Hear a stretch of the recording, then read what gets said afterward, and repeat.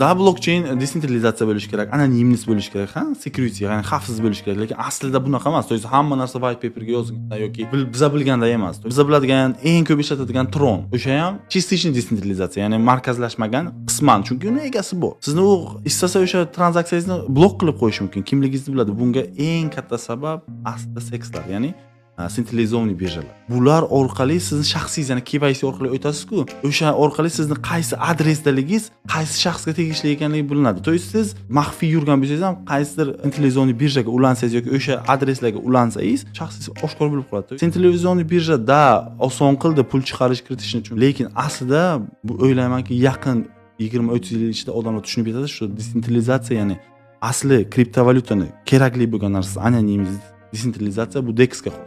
DEXga kirish kerak odam. Bir narsani tushunish kerak. Xavfsizlik sodda bo'lmaydi. Blockchain xavfsiz bo'lishi mumkin, lekin sizni o'zingizning xatti-harakatlaringiz xavfsiz bo'lmasligi mumkin. Kompyuteringiz xavfsiz bo'lmasligi mumkin.